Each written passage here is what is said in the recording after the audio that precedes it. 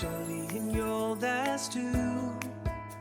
I swim med when I turned in. The staring down to mute. And can learn a pole that some kid died. Throughout this course, we've explored many corporate tax rules that determine how different types of income are taxed. But Canadian tax law doesn't only impose taxes, it also provides incentives that encourage businesses to invest, expand, and create jobs. One important example is the Manufacturing and Processing Tax Credit, often called the M&P Tax Credit. The purpose of this tax credit is straightforward. The Canadian government wants to encourage corporations to manufacture and process goods within Canada. By offering tax incentives, the government hopes to stimulate investment in factories, increase production, create employment opportunities, and strengthen the Canadian economy. Let's follow the journey of a typical manufacturing business. It all begins with raw materials such as steel, lumber, chemicals, grain, or other basic inputs. These materials enter a manufacturing facility where employees, machinery, robotics, and production equipment transform them into finished products. Those products are then packaged and shipped to customers across Canada and around the world. Unlike a business that simply buys and resells products, a manufacturing business creates additional value by transforming raw materials into something new. It is this production activity that the Manufacturing and Processing Tax Credit is designed to encourage. Eligible corporations may receive a tax benefit for carrying on qualifying manufacturing or processing activities. Rather than providing a direct cash payment, the credit generally reduces the corporation's corporate income tax.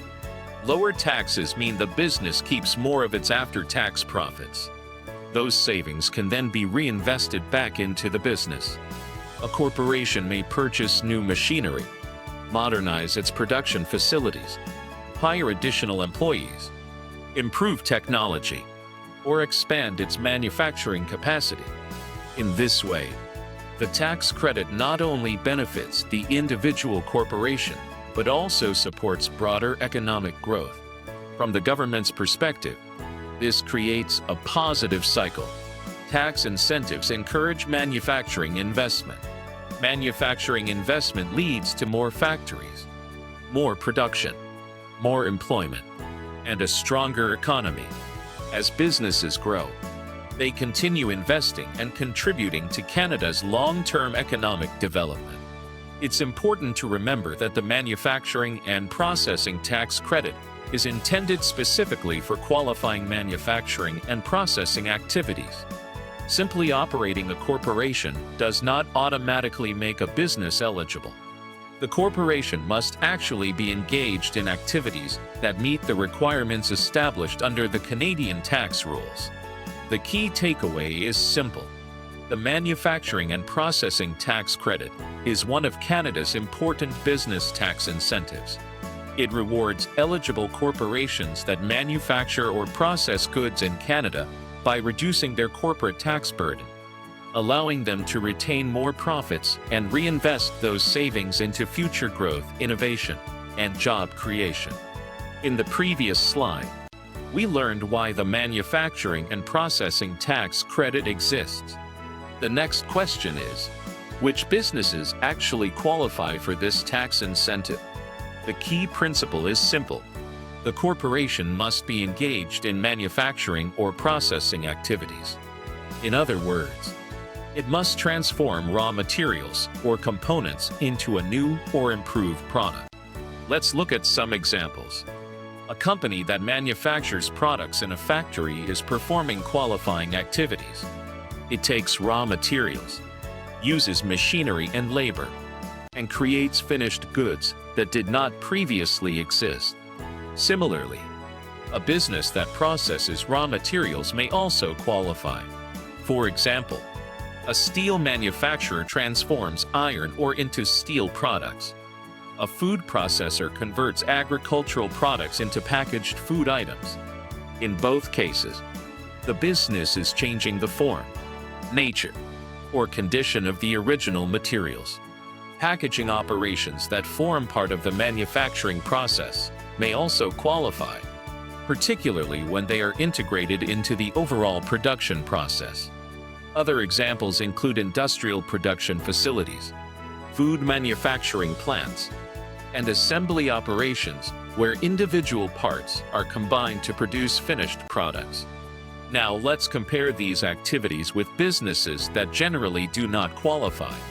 A retail store that simply purchases finished products and resells them to customers is not manufacturing anything. It is engaged in retail sales rather than production.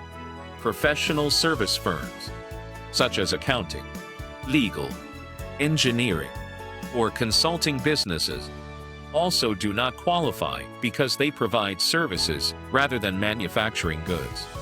Investment companies that earn interest, dividends, or capital gains are not involved in manufacturing. Likewise, corporations that own rental properties earn rental income rather than manufacturing income.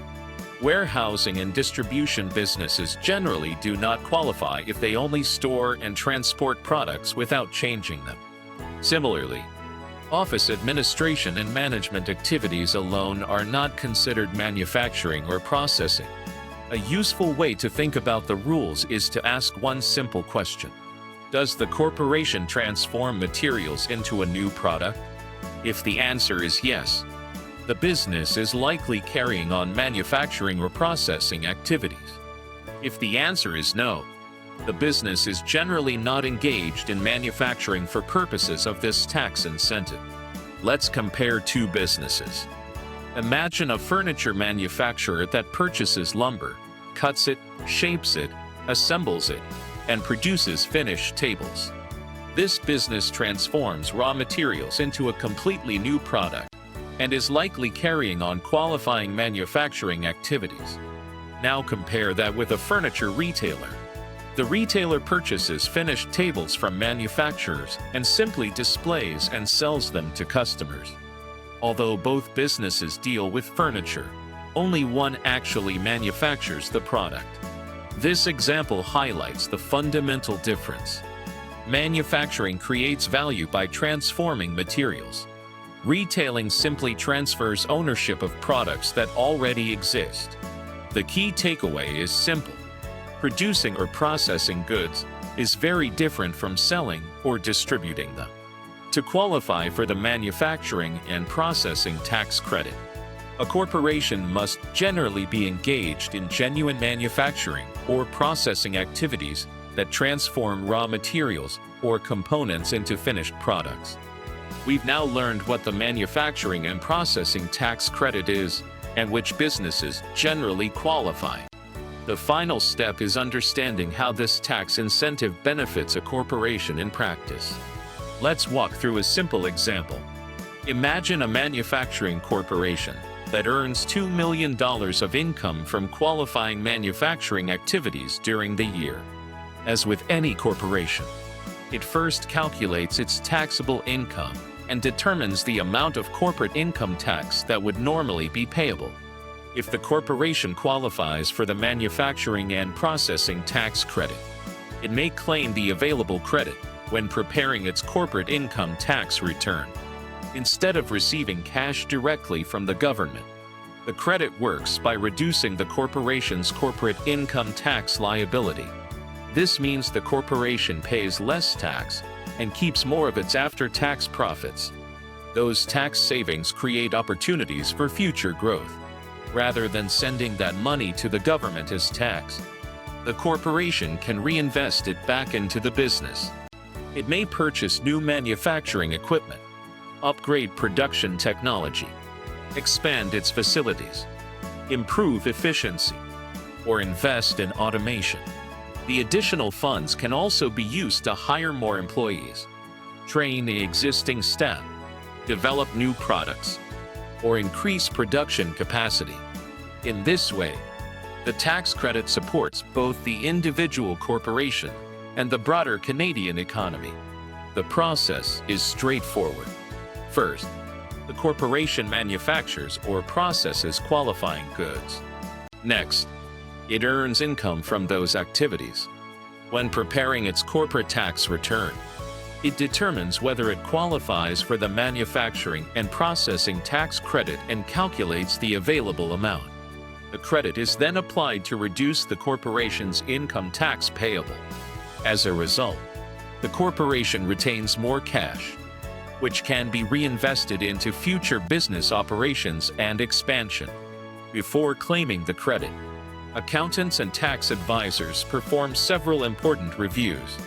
They verify that the corporation's income was earned from qualifying manufacturing or processing activities, confirm that the legislative requirements have been satisfied, complete the required tax schedules, calculate the available credit correctly, and maintain documentation to support the claim, in case the Canada Revenue Agency requests additional information.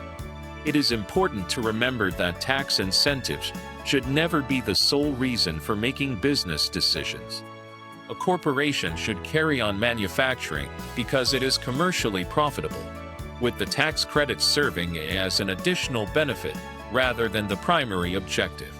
The key takeaway is simple. The manufacturing and processing tax credit encourages Canadian manufacturing by reducing corporate taxes for eligible businesses. Lower taxes allow corporations to retain more after-tax profits, reinvest in equipment, technology, employees, and expansion, while supporting innovation, productivity, and long-term economic growth.